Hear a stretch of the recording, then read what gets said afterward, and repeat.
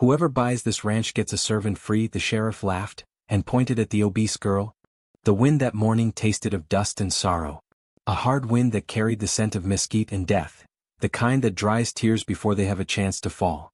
Maggie Lane stood barefoot beside a rough wooden cross, her fingers clutching the brim of her father's old hat.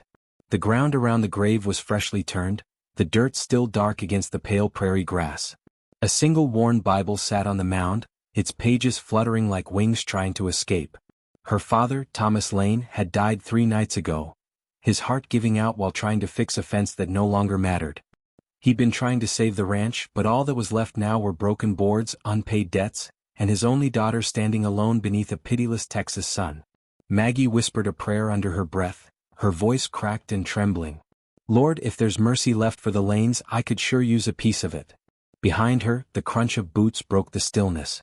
She turned and her heart sank. Sheriff Crowe. He was a tall, viper-thin man with slicked-back hair and a mustache that curled at the edges like a snake's grin. His badge gleamed, but his soul didn't. 2 deputies followed behind him, one holding a rolled parchment, the other carrying a saddlebag heavy with papers and liquor. Well, well, Crowe drawled, tipping his hat mockingly. Didn't think I'd find you out here, Maggie. Sorry about your pa. He was a stubborn old mule, but at least he died trying to pay what he owed. Maggie swallowed hard. Sheriff, please. I just buried him. Can't this wait? Crowe's smirk deepened. I'm afraid it can't. County's got rules same as the Lord. And the law says this land don't belong to you no more. Her brows knit in confusion. That can't be right. Pa said the taxes were nearly. He cut her off, unrolling the parchment with a dramatic snap. 6 months overdue. The county owns it now. And the judge signed this morning to put it up for auction. Next Saturday. She took a step back, her pulse quickening. You can't take the ranch. It's all I have. Crowe tapped the paper with a long, bony finger. You're wrong about that, sweetheart. You got something else too. He turned to his deputy and chuckled. Go on, show her the little addendum.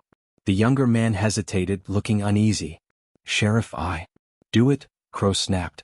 The deputy unfolded another page, smaller, written in thick ink. He cleared his throat nervously and read. Under county decree, should property taxes remain unpaid, any remaining member of the debtor's household may be entered into bonded servitude for a period of no less than 5 years. Said service may be transferred with the sale of property. Maggie blinked, the words like stones dropping into her stomach. What does that mean? Crowe grinned, his eyes cold. It means whoever buys the ranch, buys you. Her knees almost buckled. That's slavery.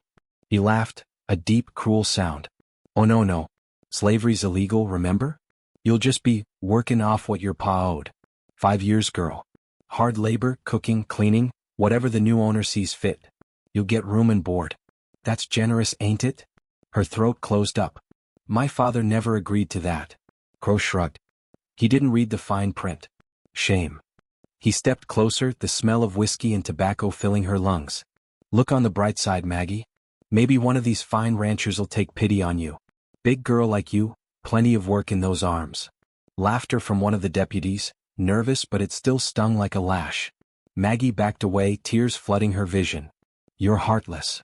Heartless. Crowe's tone darkened. No, girl. I'm the law. You just never learned how the law treats those who can't pay. He tipped his hat, motioning to his men. Come on, boys. Let's leave her to her prayers. She'll need 'em. As they rode off, the dust from their horses rose around her like smoke from hell's own fire. Maggie sank to her knees at the grave. Her hands clawed the dirt. Pa, why'd you leave me with this? The ranch stretched before her, silent, empty. The wind moaned through the old barn boards, the squeak of the weather vane sounding almost like a weeping voice. For the first time in her life, Maggie Lane felt truly alone. That night, she sat at the kitchen table with the last of the cornbread and a candle half melted to the tin holder. The walls creaked. The storm outside clawed at the windows. On the table lay the parchment Crowe had left, the auction notice stamped with the county seal. Her name written at the bottom as though she were property. Lot 12, Lane Homestead, 80 acres, small dwelling, stable, well water and bonded laborer, female, 24 years. She read it again and again until the words blurred. Her hands trembled so badly the ink bled where her tears touched it. She remembered her father's voice, the night before he died, raspy and tired. Don't let them take the place, Maggie. Don't let 'em laugh at us. Lane's been here since the first wagon rolled through. She whispered into the dark, I'll try, Pa. I'll try. The next morning she rose before dawn. If she was to lose everything, she'd lose it clean. She scrubbed the floors, patched the curtains, and fixed the loose boards on the porch. By sunset she was blistered and aching, but the ranch looked proud again, if only for one last time. As the sun sank behind the hills, a lone rider passed on the far road. He slowed his horse, staring toward the house, but didn't stop. Maggie didn't know it then, but that was Cole Brennan, the man fate was leading toward her. 3 days later the church bell tolled across town, the sound of auction day. Maggie stood in the square, wearing her mother's faded blue dress. Her hair was braided back, her face pale but composed. She refused to hang her head, though the crowd had already started whispering. Poor Lane girl. Big as an ox, that one.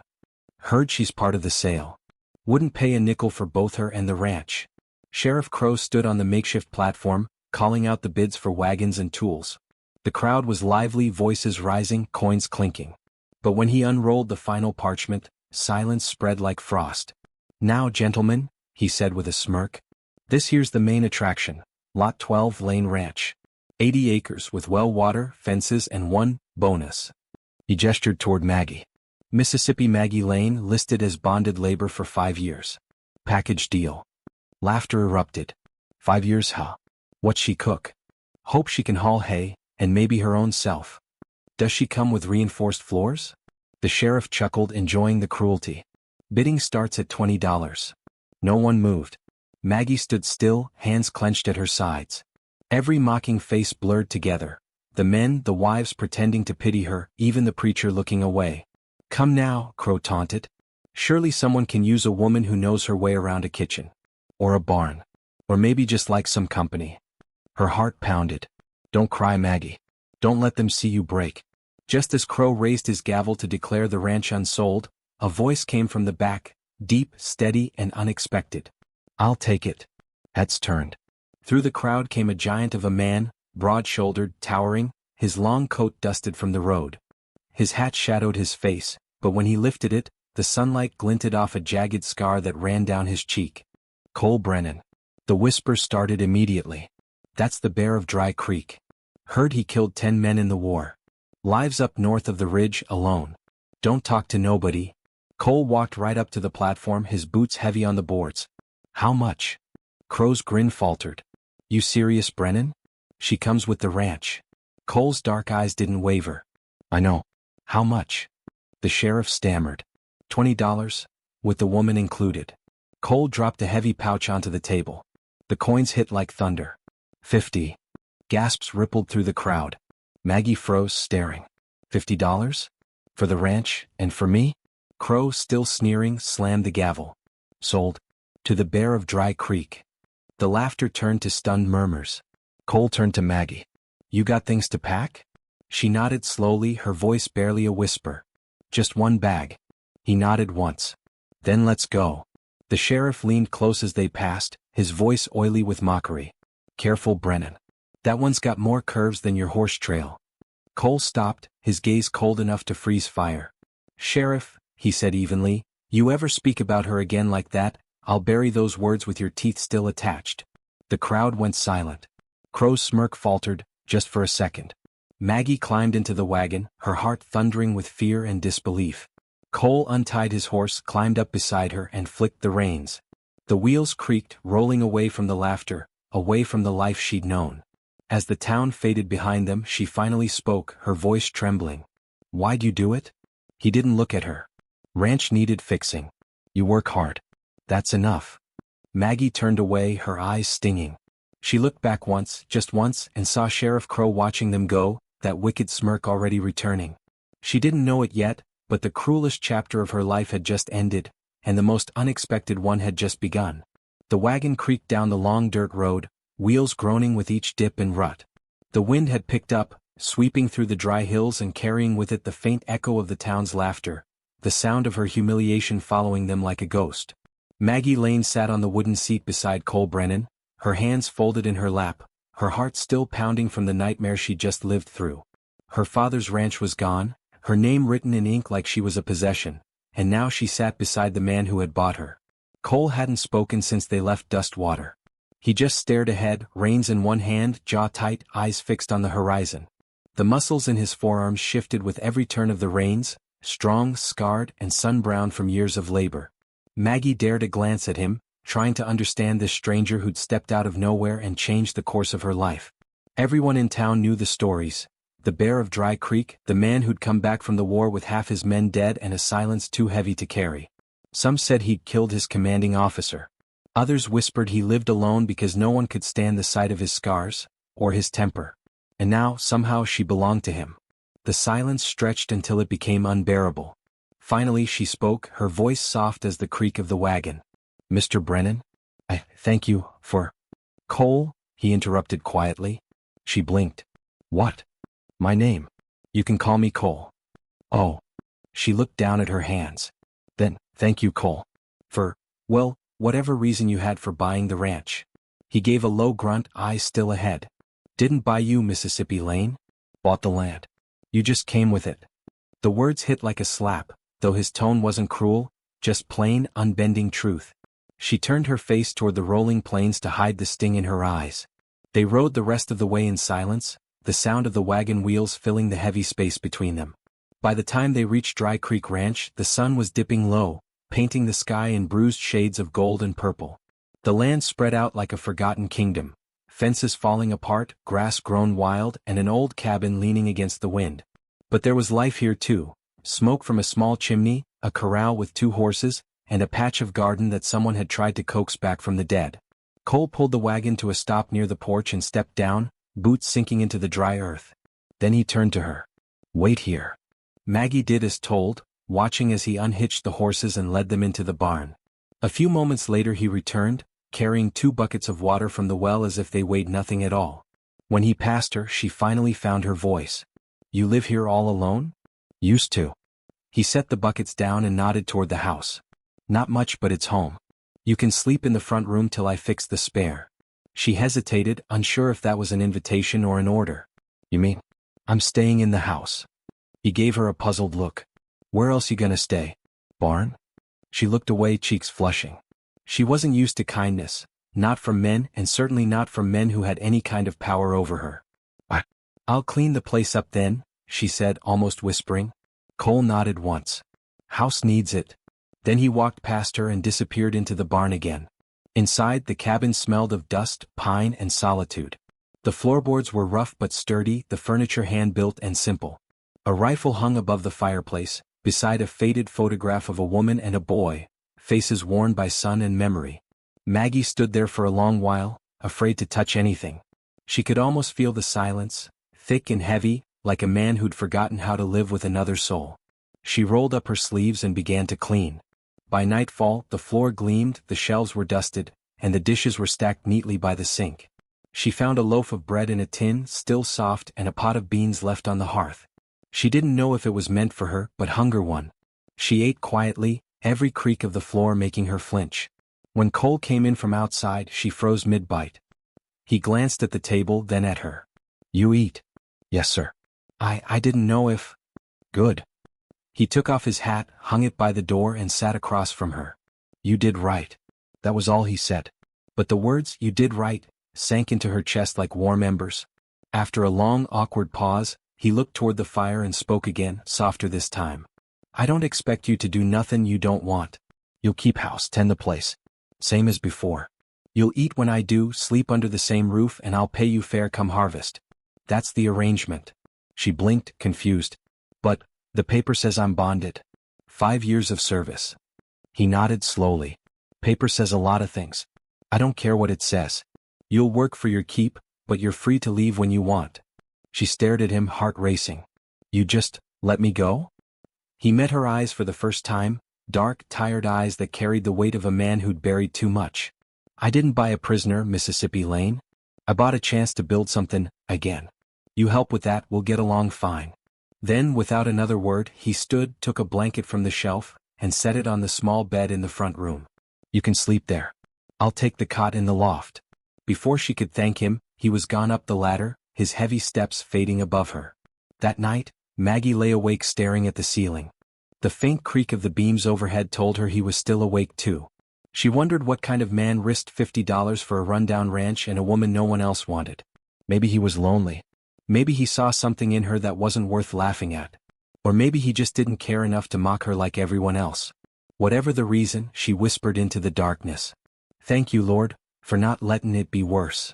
The wind howled against the window, but for the first time in months she didn't cry herself to sleep. Morning came with the smell of coffee. Maggie woke to sunlight spilling across the floor, the faint sound of boots outside and an axe striking wood. When she stepped onto the porch she found Cole splitting logs behind the house. His shirt was rolled up, muscles working like a machine. Scars crisscrossed his forearms, some old and white, others jagged and newer. Each one told a story he'd never say out loud. He paused when he noticed her. "There's bread in the pan. Coffee on the stove." "Thank you." He nodded, raising the axe again. "After you eat, I'll show you where the garden used to be. We'll bring it back." She frowned. "We. 2 hands are better than 1. He struck the next log clean through. It was the first time anyone had ever included her in anything, not as a burden, not as a joke, but as part of something shared. The next few days passed in quiet rhythm. Cole spoke little, but he never raised his voice. Maggie learned where everything went, how he liked his tools organized, how he salted his meat just so before drying it. At night, she sometimes caught him sitting by the fire, staring into the flames with that same faraway look. Once she asked gently, "Who's in that photograph?" He didn't look up. "My brother and his boy. Both gone." "I'm sorry." He nodded. "Me too." That was all he said. But after that night, he started leaving a cup of coffee ready for her in the mornings.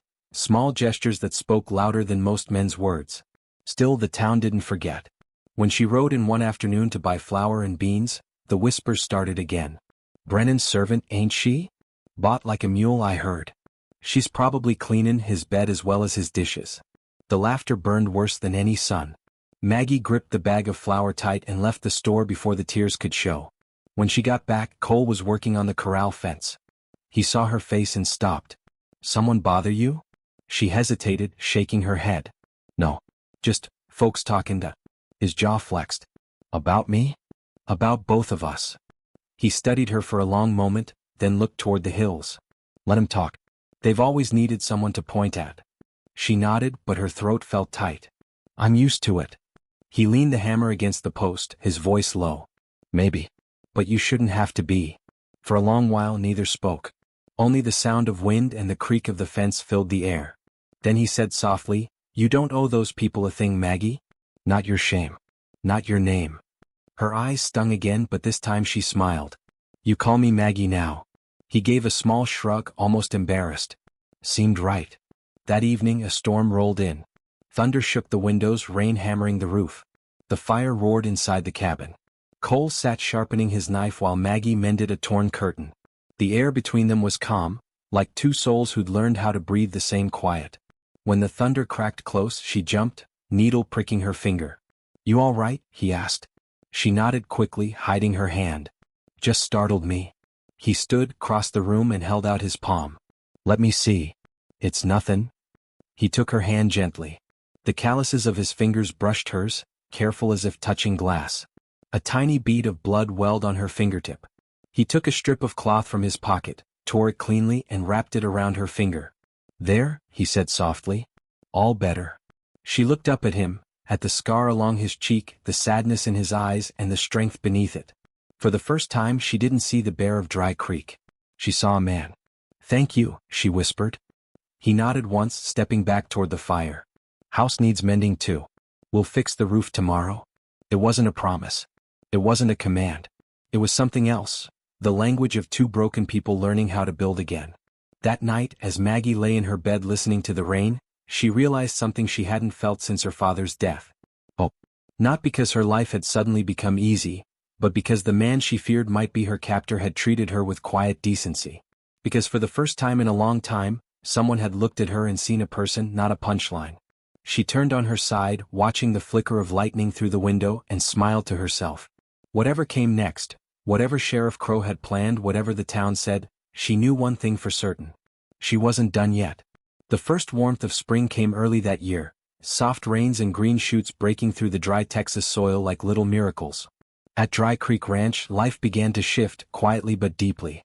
Every morning, Maggie rose before dawn. She swept the floors, stoked the fire, and set coffee to boil before Cole came in from chopping wood. Their days followed a rhythm, silent, steady, unspoken. Two people moving in the same space, each careful not to disturb the other's ghosts. But the silence between them was changing. It wasn't cold anymore. It felt like peace. That morning she found him out back, wrestling a fence post into the ground. His shirt clung to his back, soaked with sweat, the muscles in his arms flexing as he worked. "Need a hand?" she asked from the porch. He looked up, the faintest hint of a smile tugging at his mouth. "You ever dig a post hole before? Can't be harder than hauling laundry for 6 people. He handed her the spade. "You'll find out." The sun climbed higher as they worked side by side. Maggie's dress was streaked with mud, her curls sticking to her temples, but she didn't care. Cole didn't treat her like she was fragile. He didn't take the shovel from her or tell her to rest. He just worked beside her, quiet, patient, equal. When they finally stopped for water, he passed her the canteen. "You dig better than half the men I hired before the war." She smiled, breathless. "I'll take that as a compliment." It was. Something in his voice made her heart flutter. She looked down quickly, pretending to brush dirt off her hands. By late afternoon, the fence line stood straight and strong again, the first thing on that ranch to be truly rebuilt. Cole stood back, surveying it, a small satisfaction flickering in his eyes.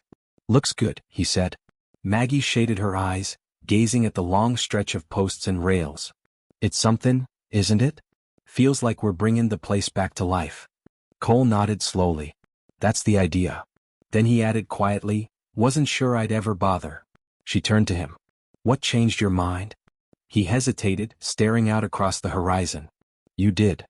The words were simple, but they hit her like a thunderclap. Her throat went tight, her cheeks warm. She didn't know what to say, so she just looked away, pretending to adjust her shawl. For a long while, they stood there in silence, the wind rustling through the grass like a secret neither dared to speak aloud. That night, after supper, Maggie sat by the fire sewing a rip in Cole's coat. The room was quiet except for the ticking of the clock and the crackle of the logs. Cole sat nearby, whittling a piece of wood into something shapeless. His scar caught the light now and then, but she'd stopped flinching when she saw it. It was just part of him, like the weathered beams of the house, strong and rough but enduring. Finally, she broke the silence. "You don't smile much." He looked up, surprised. "Ain't much reason to." "Well, I think you should. You got a good one." A ghost of a grin touched his lips. "That right? Could scare crows off with it." That earned a soft chuckle, low, rusty, like a gate that hadn't opened in years. Maggie laughed too, the sound bubbling out of her unexpectedly. "There it is. Thought maybe you'd forgot how." "Maybe I had," he admitted, eyes softening. "Been a long while since there was anything worth smiling over." She looked at him for a long moment, really looked. The deep lines of his face, the quiet strength behind his silence, the way the firelight caught the gold flecks in his dark eyes. He wasn't handsome in the way women whispered about in town, but there was something steady in him. Something that made her feel safe. Days turned into weeks, and the ranch slowly began to breathe again. Maggie planted herbs and beans near the back porch, built a chicken coop from the leftover wood, and even repaired the kitchen door that had hung crooked since winter. Cole worked the fields, rebuilt the barn roof, and rode to town less and less. He didn't seem to need the world outside the ranch anymore, and neither did she. Sometimes at dusk, they'd sit together on the porch, watching the sky bleed into violet and red. The silence wasn't awkward anymore. It was comfortable. One evening, as the wind cooled and the crickets began their song, Maggie spoke softly. "You ever miss it? Town, I mean." Cole shook his head. "There's nothing there worth missing. They talk about you, you know." "I know. They say you're dangerous. That you killed men in the war." He stared out toward the hills, jaw tightening. "They're not wrong." She looked down. "Do you regret it?" He took a long breath. "Every day. But I'd do it again if it meant protecting my men. Sometimes that's what war makes of a man, someone who can't stop fighting, even after the war's over." He turned his gaze to her, and for a heartbeat, the world felt still. "But this place, it's the first thing that's quieted that noise in my head." Maggie felt tears threaten. She smiled faintly, voice trembling. "Then I'm glad you bought the ranch." He chuckled softly. "Think maybe the ranch bought me." One afternoon, while they were fixing a wagon wheel together, Cole caught her humming under her breath, a tune she remembered from her childhood. "What's that song?" he asked. "Roses in the Dust." Mama used to sing it when she worked. Sing it again. She laughed nervously. Oh no, you don't want to hear me sing. Dogs'll start howling. Try me. So she did. Her voice was shy at first, soft and uncertain, but it grew stronger with each verse, warm, full, alive. The words floated over the ranch like a prayer. Though the ground be hard and the road be long, the rose still finds her way to bloom. For hearts that break and hands that bleed, still build tomorrow from the ruin. When she finished, Cole was silent for a long moment. Then he said, almost in a whisper, "You sound like hope." She blushed, turning away. Ain't been called that before. He smiled, that slow, rare smile that made his scars fade into something almost beautiful. Maybe you should be. That night, after she'd gone to bed, Cole sat by the fire with his old war journal open. He hadn't touched it in years. Inside were names, men he'd buried, friends he'd lost, ghosts that still visited in his dreams. He stared at one name in particular, Eli Brennan, his younger brother. He whispered to the fire, "You'd have liked her, Eli. She's stronger than both of us ever were." Then he closed the book and went to bed, the quietest peace he'd known in years settling over him. But not every shadow stays gone. The following week, Maggie went into town for supplies. The general store was busy, and the laughter stopped the moment she walked in. Mrs. Talbot, the storekeeper's wife, looked her up and down. "Well, if it isn't the Brennan girl." Maggie frowned. "I'm not." "Oh, I know," Mrs. Talbot said, smirking. "You're just helping out up there." "Sure you are." Laughter rippled around the room. Maggie forced herself to hold her head high. "I'm buying flour and salt. That's all." From the back, a man snickered. "Don't forget to buy him a leash while you're at it, honey." The laughter roared again. Maggie's hands shook as she paid and left without a word. When she returned home, Cole was at the barn. He saw her face and froze. "What happened?" She tried to brush past him. "Nothing. Maggie." His voice was firm. "What happened?" "They just," she swallowed hard, blinking back tears. "They said things." "About you." "About me. I shouldn't have gone." Cole's jaw clenched, rage flickering behind his calm eyes. "Crowe?" She shook her head. "No. Just townsfolk. Same as always." He exhaled slowly, the anger fading into something quieter. "Grief, maybe? You don't have to go back there anymore. I'll ride in myself." She looked up at him. "No. I'm not hiding from them. They can say what they want. You gave me a place when no one else would. That's worth more than their talk." He stared at her for a long moment, then nodded. "You're tougher than most." She smiled through her tears. "Had to be. Ain't easy being me." He tilted his head slightly. "Ain't easy being me either." Their laughter came soft, shared, and healing. Weeks later, the first seedlings sprouted in the garden. Maggie ran outside in her bare feet, calling out, "Cole, look." He came from the barn, wiping his hands on a rag. She pointed proudly at the little green shoots.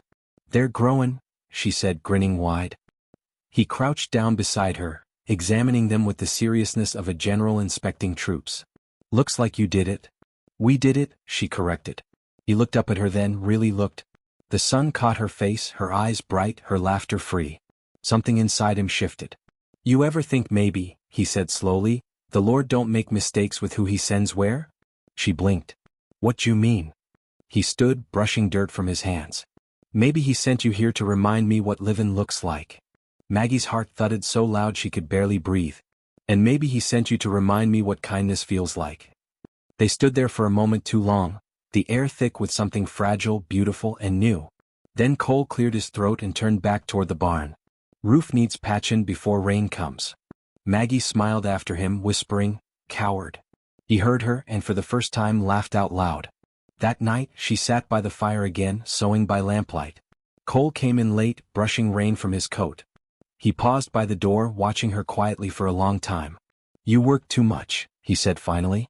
She didn't look up. "So do you." He leaned against the wall, crossing his arms. "Maybe we both need learnin' and how to rest." She smiled softly. "Maybe we just don't know how anymore." He nodded, thoughtful. "Maybe we can learn together." Maggie's hand stilled on the fabric. The firelight flickered between them, and for a heartbeat, she thought he might reach out. That something unspoken might finally bridge the quiet between them. But he just nodded toward her work and said, "Good stitches." And then he was gone, his heavy footsteps creaking across the floor. Still Maggie smiled to herself. Because every day the space between them grew smaller, like two rivers winding toward the same sea. By the middle of summer, Dry Creek Ranch no longer looked like a dying place. Where weeds once choked the fields, tall green grass now swayed in the wind. The barn roof no longer leaked. Chickens scratched happily in the yard. And for the first time in years, laughter, real living laughter, drifted from the porch. Cole Brennan had never thought he'd hear such a sound again. That evening, Maggie stood on the porch rail, her hands dusty with flour, hair loose from her braid. A soft sunset brushed the hills pink and gold. She turned toward the sound of boots crunching gravel, Cole returning from the south pasture. He carried a bundle of fencing wire over his shoulder, sweat streaking his brow, shirt clinging to his broad chest. "Fence holdin'?" she asked with a grin. "For now," he said, setting the bundle down. "You bake biscuits. Don't get too excited, burn the first batch." He chuckled. "Ain't the first burn thing I ever ate." "Well, I'm learnin'," she said proudly. "You ever had to cook for yourself before?" He shook his head. "Army food mostly. Beans and misery."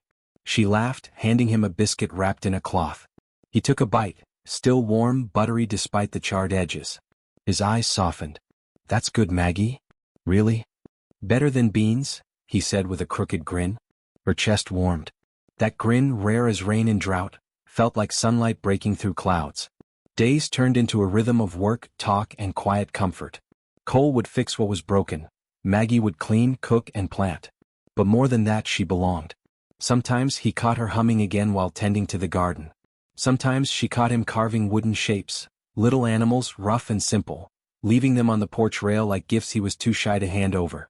They spoke more now. About her father. About his brother. About the war. "I used to think the world hated me," she said one evening, staring at the stars. Cole leaned against the porch post, silent. "Maybe it still does," she added, her voice trembling. "But not you. You don't look at me the way they do." He studied her quietly. "I don't see what they see." "What do you see then?" He hesitated, his deep voice low. "A woman who works harder than any I've known. Who don't flinch when she's mocked. Who deserves better." Maggie's throat tightened. "Careful, Cole Brennan. You'll make me cry." He smiled faintly. "Ain't mean to." "I know," she whispered. "That's what makes it worse." But good things rarely go unnoticed in Dustwater County. One morning, a cloud of dust rose on the road, a rider approaching fast. Cole stepped out from the barn, brow furrowed. Maggie watched from the porch as the rider pulled up. It was Sheriff Crowe. "Morning, Brennan," the sheriff drawled, swinging down from his horse. "Heard you been keepin' busy?" Cole's expression hardened. "Sheriff." Crowe tipped his hat toward Maggie. "And there's my favorite little work hand." Maggie stiffened, clutching her apron. Cole stepped closer, voice low and dangerous. "You're on my land, Crowe. State your business." Crowe smirked. "Just checkin' in on the bonded property I attached to the deed. Gotta make sure she's bein' treated proper, you know? Law says she can't be abused." Cole's jaw clenched. "Ain't no one abusin' her here." "Oh, I don't doubt that," Crowe said, eyes sliding over Maggie in a way that made her stomach twist. "Though folks in town been talkin'. Say she ain't just workin' for her keep. Say the big bad soldier found himself a comfort woman." Before Maggie could speak, Cole's fist shot out, grabbing Crowe by the collar. "Watch your mouth." Crowe's grin didn't falter. "Easy bear. Wouldn't want to add assaultin' an officer to your list." Cole dropped him, disgusted. Crowe dusted off his coat. "You two enjoy your little arrangement. But the law's the law. She's still bonded, and the bond can be revoked if I deem it improper." He tipped his hat again. "See you soon, Mississippi Lane." Then he mounted and rode off, leaving dust and dread in his wake. Maggie's hands trembled. "He's gonna try something, ain't he?" Cole nodded grimly. "Crowe don't like losing control. You embarrassed him the day I bought this ranch. He won't forget that. What do we do?" He looked at her, steady, fierce. "We keep workin'. Keep buildin'. He can't touch what's honest." Maggie wanted to believe that. She really did. But in Dustwater, the law was whatever Sheriff Crowe decided it to be. Over the next weeks, Crowe's presence loomed like a storm on the horizon. Word spread that he'd been questioning townsfolk, stirring gossip, muttering about misconduct. When Maggie went to town again, people's stares were colder than before.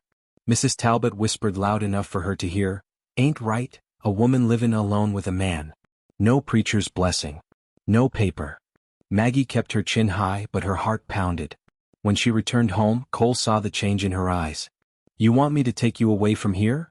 he asked quietly that night. She shook her head. "No. I won't run from lies." He nodded, pride flickering in his gaze. "Didn't think you would." One late afternoon, the wind howled through the valley. Rain clouds gathered fast. Cole was out checking the north pasture when Maggie spotted a figure approaching the house. Sheriff Crowe again, this time with 2 deputies. She stepped out onto the porch, heart racing. "What do you want?" Crowe reined in his horse, rain splattering his hat. "By authority of the county, I'm here to reclaim bonded property." "You can't." "Oh, I can," he interrupted. "Word around town says you're sharing a bed that ain't yours. That breaks the code of conduct for a labor bond." "That's a lie," she cried. "Maybe," Crowe said with a smirk. "But I make the law here. You're coming with me." Before she could answer, thunder rolled, and Cole appeared from behind the barn, coat soaked, rifle slung over his shoulder. He stepped between her and Crowe. "You'll leave now." Crowe sneered. "This ain't your say, Brennan. The girl's bound to whoever holds the law." Cole raised the rifle, calm and steady. "Then the law can bleed like any other man." The deputies tensed, hands hovering near their holsters. Maggie's voice shook. "Cole, don't." But Crowe just laughed, cold and oily. "You really gonna start another war, Bear? Over her?" Cole's eyes darkened. "Over what's right." The rain came down harder. For a long moment no one moved. Then Crowe spat into the mud. "Fine. Enjoy your little rebellion. But this ain't over." He wheeled his horse and rode off, deputies close behind. Maggie sagged against the porch rail, shaking. Cole lowered the rifle slowly. "He'll be back," she whispered. "I know." "Then what'll we do?" He turned to her, voice steady as stone. "We'll be ready." That night the storm raged outside. Wind screamed through the eaves. Maggie sat by the fire, staring at the flames. Cole entered quietly, setting the rifle by the door. He looked at her, her trembling hands, the fear in her eyes, and something broke inside him. He knelt beside her chair. "Maggie, look at me." She did. "I ain't gonna let him take you. Not ever." Her eyes filled with tears. "You can't fight the law." "I am the law here," he said quietly. "This land's mine. This house is mine. You worked beside me, bled beside me. You rebuilt what I'd given up on. You belong here not as property, as a person." Her breath caught. "Why are you doing this for me?" He hesitated, then said it simply, truthfully, "Because I see you." The firelight flickered between them. She reached up, touching his scarred face, the first time she dared to. "You're a good man, Cole Brennan," she whispered. He closed his eyes at her touch, the storm outside fading into nothing. For a long moment they just stayed like that, 2 wounded souls holding on in a world determined to break them. By morning the storm had passed, but something new had settled between them, unspoken, fragile, real. They worked in silence that day, fixing fences, feeding stock, pretending nothing had changed. But every glance lingered longer. Every touch of hands when passing a tool burned like a spark. Evening came, and as the sun dipped low, Maggie stood by the fence watching the light fade over the fields they'd rebuilt together. Cole came up beside her. "It's beautiful," she murmured. He nodded. "Never thought I'd see it this alive again." She turned to him. "You brought it back." He shook his head. "We did." Their eyes met. For a heartbeat, the world held its breath. Then quietly Cole said, "Let Crowe come. He'll find this place ain't his to claim anymore."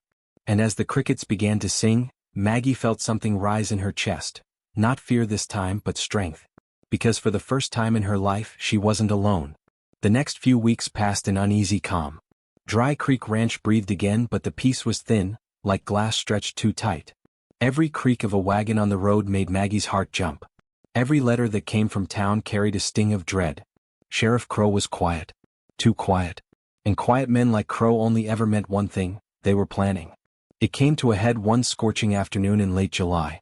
The sky was a hard, merciless blue, and heat shimmered off the dirt road leading toward the ranch. Cole was repairing the corral gate when he saw the dust first, 4 riders coming fast. By the time they reached the yard, he already had his rifle in hand. Crowe swung off his horse, boots crunching dry earth. Behind him stood 2 deputies and a local judge, Judge Keener, a nervous little man who avoided Cole's eyes. "Afternoon, Brennan," Crowe said smoothly. "Reckon it's time we set things right with the law." Cole said nothing. His silence was a wall. Crowe unrolled a scroll of paper with theatrical flourish. By order of the county, this here bond of servitude is revoked on grounds of moral impropriety. The girl, Maggie Lane, is to be reclaimed and re-auctioned for proper placement. He smiled thinly. Seems you broke the rules, soldier. You can't just buy a woman and play house. Maggie stood frozen on the porch, her hands clutching the railing. That's not what this is. Crowe ignored her. Pack your things, Mississippi Lane. You're comin' with me. Cole stepped forward, eyes dark as thunder. She ain't going anywhere. Careful, Bear, Crowe said, hand brushing his revolver. You resist, I call it obstruction. You know what that means, prison. The judge cleared his throat nervously. Sheriff, perhaps we should. Crowe silenced him with a glare. You stay out of this, Keener. You signed the order. Cole's voice came low and steady like distant thunder. You come to my land, threaten what's mine, and expect me to stand down? Crowe's grin twisted. What's yours? Last I checked, she was property, not your woman. That did it. Cole's rifle hit the ground with a thud. He strode forward, fists clenched. Crowe's hand went to his gun, but Cole was faster. He grabbed the sheriff by the collar, dragging him up onto his toes. She ain't property, he growled, each word a heartbeat of fury. She's the reason this land breathes again. You hear me? You ever speak her name that way again and you'll be spittin' teeth into the dust. The deputies half drew their weapons, but Crowe lifted a trembling hand. Stand down. Cole shoved him back hard. Crowe straightened his coat, face red with fury and humiliation. Fine. You want to play righteous? Then you'll face the town. We'll settle this proper. Tomorrow noon at the courthouse. Let's see what the people of Dustwater think of your little arrangement. He turned to Maggie, sneering. Best dressed nice, sweetheart. It's gonna be quite the show. Then he mounted up and rode away, laughter echoing down the dry road. That night the house was silent. Cole sat by the fire, jaw tight, staring into the flames. Maggie sat opposite, twisting her apron in her hands. Finally she whispered, He's gonna drag me through it again. Just like the auction. Cole's voice was quiet, heavy. Then we'll end it this time. Her eyes lifted to his. How? He turned, meeting her gaze. You trust me? With my life, she said without hesitation. He nodded once. Then that's enough. The next morning dawned blistering hot. The whole town gathered outside the Dustwater courthouse. The same steps where Maggie Lane's humiliation had begun months before. The same laughter. The same pointing fingers. The same cruel jokes. She's back, someone called. Sheriff's given her another chance to get sold proper. Hope the new owner's got a strong wagon. Maggie walked through the crowd, chin high, every word like a thorn in her skin. Cole walked beside her, his sighs parting the crowd like a wave. He didn't look left or right, just straight ahead. On the porch stood Crowe, smug as a preacher on Sunday. Judge Keener shuffled papers nervously. Mr. Brennan, Crowe called loudly, and Mississippi Lane. You stand accused of breaking the labor code, impropriety, cohabitation, and defiance of county law. Murmurs rippled through the crowd. Crowe smirked. The girl was bonded labor. You had no right to keep her as your woman. You can either surrender her back to the county, or stand trial. Cole stepped forward. His voice carried like a rifle shot. There'll be no trial. Crowe's grin widened. Oh, you admit guilt. Cole turned, facing the crowd. No. I'm saying there's nothing to try. Because she ain't bonded to me anymore. Crowe blinked. What are you talking about? Cole reached into his coat and pulled out a folded paper, stamped and sealed. He handed it to Judge Keener. Marriage certificate, Cole said evenly. Signed by Reverend Hale yesterday evening. Maggie Lane ain't bonded labor. She's Maggie Brennan. My wife. The words struck the square like lightning. Gasps rippled through the crowd. The laughter died. Crowe's jaw dropped. You can't. Oh, I can, Cole said, stepping closer. Law says a bond of servitude is void if both parties enter a lawful union. You know that as well as I do, Crowe. Maybe you should have read your own code. Crowe's face turned red as blood. You married her? Her. Cole's voice deepened, quiet but unshakable. I did. Because I don't see what you see. You see a burden. I see a woman who worked harder than any man on this street. A woman who rebuilt a dying ranch with her bare hands. A woman who deserves respect, not ridicule. The crowd shifted uneasily. A few faces softened. Maggie stood frozen, heart pounding so loud she could barely hear. Cole turned to her then and everything else disappeared. I didn't buy you, Maggie, he said softly, his voice trembling just a little. I found you. And I ain't lettin' anyone take you again. You belong here beside me. Not because I own you. Because I love you." A collective hush fell. Even the wind seemed to still. Tears welled in Maggie's eyes. She took a trembling step forward, and laid her hand on his chest. "And I love you," she whispered, her voice breaking. "With everything I got." Crowe's fury boiled over. "This is a sham. You can't." The judge raised a hand. "Sheriff, the papers are valid. The bond is dissolved. The law is clear, she's free." Crowe spun on him. "You side with him?" "I side with the law," Keener said more firmly now. Laughter, softer this time, not cruel, began to ripple through the crowd. A rancher near the front called out, "Well, I'll be." The bear of Dry Creek finally tamed himself. Another said, "Took guts, Brennan?" Crowe's face twisted, realizing he'd lost the crowd. He spat into the dust. "This ain't over." Cole met his gaze, calm and certain. "It is. You come near my land again, you'll answer for trespass." The sheriff turned sharply, mounted his horse and rode off, fury burning behind him. As the crowd began to disperse, Maggie stood dazed. Women she'd never spoken to before nodded at her with quiet smiles. Men who'd once mocked her now tipped their hats. But all she could see was Cole, tall, steady, watching her like she was the only person left on earth. She stepped closer. "You didn't tell me you were planning that?" He smiled faintly. "Didn't think you'd say yes if I asked." "You didn't ask at all," she said, half laughing, half crying. He shrugged. "Didn't want to give you a chance to change your mind." She swatted his arm, tears spilling down her cheeks. "You impossible man." He caught her hand, rough, calloused fingers closing gently around hers. "Maybe. But you're stuck with me now, Mrs. Brennan?" Her smile trembled through her tears. "I could live with that." He leaned closer, voice low enough only for her to hear. "Then let's go home." That evening, as the sun sank over Dry Creek, they rode back together. The ranch looked different now, not just mended but alive. Maggie walked through the gate and looked out over the fields, tears glinting in the last light. "This place," she whispered. "It's where I lost everything. And now it's where I found everything again." Cole came up behind her, wrapping an arm around her shoulders. "Guess we both did," he said softly. She turned into his chest, resting her head there. The world felt quiet, finally, no more auctions, no more shame. Just wind, earth, and the sound of his heartbeat steady against her ear. The moon over Dry Creek Ranch rose pale and sharp, a cold white eye watching the sleeping land. Crickets chirped in the grass. The wind whispered through the cottonwoods. But underneath that calm, something dark was moving. Sheriff Amos Crowe had spent 3 decades keeping his badge clean, on the outside at least. But humiliation cuts deep and pride festers fast. The day Cole Brennan humiliated him in front of the whole town, something inside Crowe snapped. He'd watched Maggie Brennan, the woman he once called a worthless mule, walk down those courthouse steps with her head high. He'd seen the crowd cheer her name. And he'd seen Cole's hand slip into hers. That image burned behind his eyes like acid. So he gathered 3 men, drunks with grudges, ranch hands who owed him favors, men too weak to stand on their own, and he made them a promise. "Tonight," Crowe said, lighting his cigar, "we're gonna remind that mountain brute and his cow of a wife what happens when you make a fool of the law." He took a long drag, eyes gleaming. "We'll burn that ranch to ashes, and if they're inside, well, accidents happen." The men hesitated. One spat into the dirt. "Crowe, that's murder." Crowe's lip curled. "No.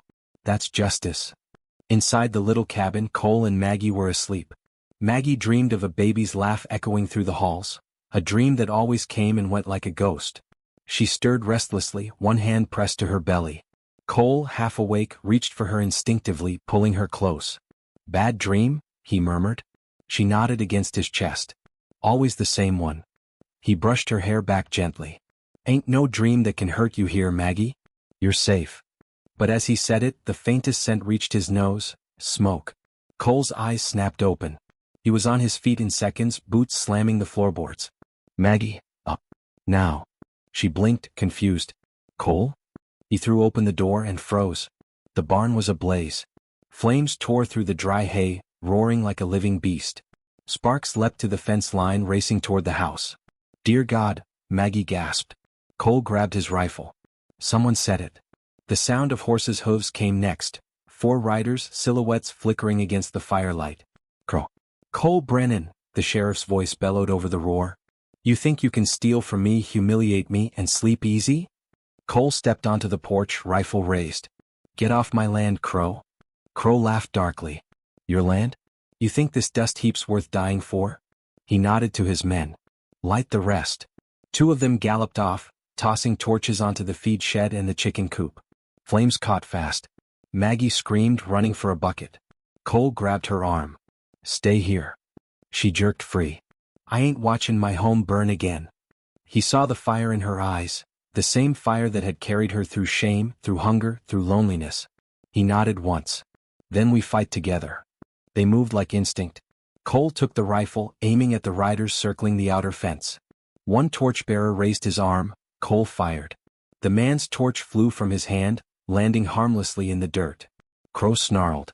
"Shoot him." Gunfire cracked through the night, wild, desperate. Bullets whined past the porch, splintering wood. Cole returned fire, every shot measured and deadly. One rider fell, another fled into the dark. Meanwhile, Maggie fought her own battle. She hauled bucket after bucket from the well, throwing water across the spreading fire near the chicken coop. Her dress caught a spark. She slapped it out with her bare hands, wincing in pain but never stopping. Cole shouted from the porch, "Get back, Maggie!" She yelled over the crackle, "Not leaving you, Cole. Not this time." Crowe dismounted, rage consuming him.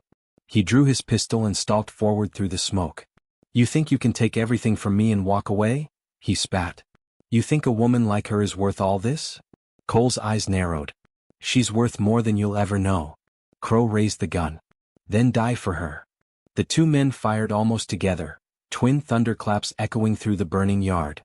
Crowe's bullet tore through Cole's shoulder, spinning him backward. Cole's shot hit true, right through Crowe's leg. The sheriff screamed, collapsing to the ground. Maggie saw Cole stumble and ran to him.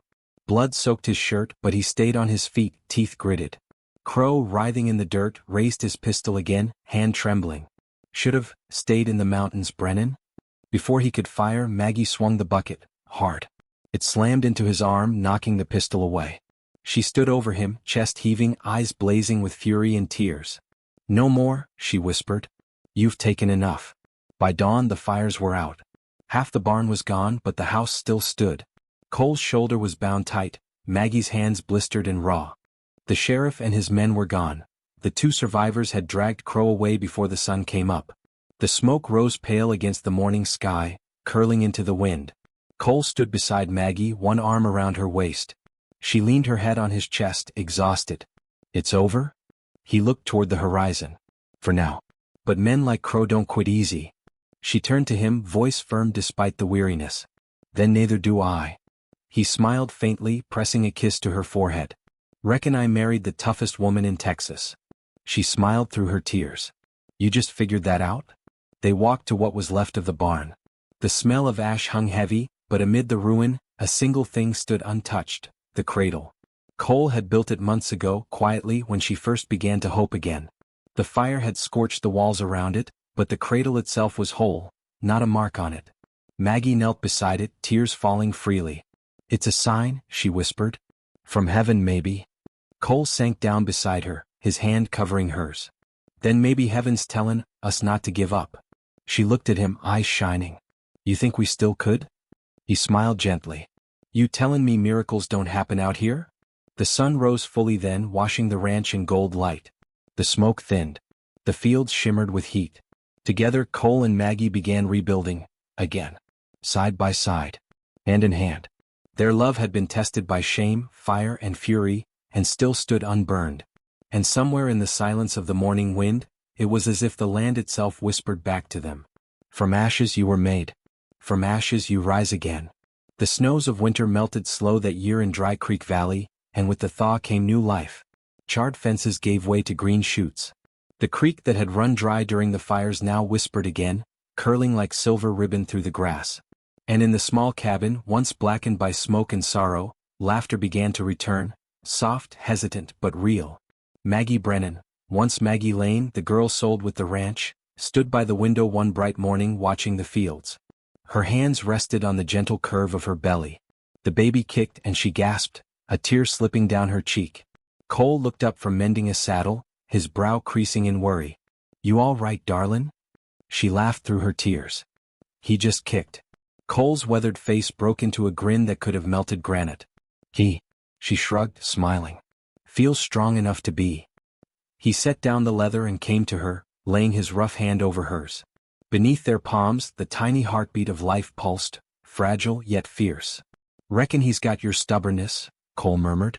Then God help you both, Maggie said, laughing through another tear. The days that followed were quiet, filled with steady work and easy peace. Cole built a new barn stronger than before, the kind that could stand against any fire. He painted it red, the same color as Maggie's shawl. Maggie tended the garden with a patience she'd never known she had. Beans, corn, roses near the porch. And every evening, when the light turned gold, Cole would come in from the fields, sit on the steps, and read to her from the old Bible her father once kept by his bed. She'd rest her head against his shoulder and close her eyes, feeling at last like she'd come home. But word still traveled fast in Dustwater County.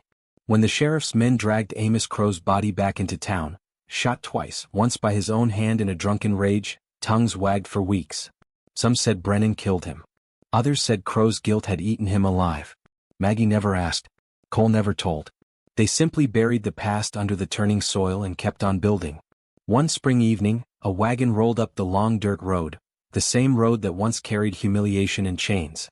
This time it carried hope. It was the town preacher, Reverend Hill, an old friend of Cole's from the war. He dismounted, dusted his coat, and smiled. Heard a rumor, Cole Brennan. Heard you and your bride were fixin' to start a family. Thought maybe we'd make it proper. Cole smiled softly, glancing at Maggie, who blushed deep as a rose. They stood under the wide Texas sky that evening, with only the wind and the creek as witnesses. No crowds. No laughter. No sheriff. Just two souls who had already spoken every vow that mattered through sweat, sacrifice, and shared pain. When the preacher said, "You may kiss your bride," Cole didn't wait. He pulled her close, kissed her long and deep, and whispered, "Never was a servant, Maggie. You were always the reason I stayed." Months later, the storms of early summer broke across the valley. The rain came hard, drumming the roof as Maggie's cries filled the cabin. Cole knelt beside her, holding her hand, whispering words only the desperate and devoted ever speak. "Breathe, Maggie. Just breathe. You're stronger than any fire, any pain." Her voice shook. "Cole, I can't." He kissed her forehead, sweat and tears mingling. "You can. You already have." And then, as thunder rolled over the hills, a new cry filled the cabin, small, loud, alive. "A boy." Maggie sobbed, holding the child to her chest. Cole knelt beside her, silent, his big hands trembling as he touched his son's cheek. "He's perfect," she whispered. Cole smiled, voice breaking. "You both are." By morning the storm had passed. The ranch shimmered under a sky scrubbed clean. The cradle, the same one that survived the fire, now held their child, sleeping soundly. Maggie sat beside it, humming softly, her hands folded in peace. Cole stepped behind her, wrapping his arms around her shoulders, his chin resting atop her head. "Reckon this place finally feels alive again," he murmured. She smiled faintly. "It ain't the land, Cole. It's the people who love it." He looked out at the fields, the green stretching far as the horizon, and nodded. "Then it's yours forever." Years later, folks in Dustwater would still tell the story of the woman sold with the ranch who turned her shame into a home and her pain into love. They'd point to the lane where wild roses grew thicker every spring, and to the tall man often seen walking there with a laughing boy at his side. Some said the earth itself bloomed richer where Maggie Lane had walked. Others swore they'd seen her tending flowers long after she passed, as if the land refused to forget her. But those who knew her best said only this: she wasn't the girl the sheriff sold. She was the woman who stayed, and made the world stay with her.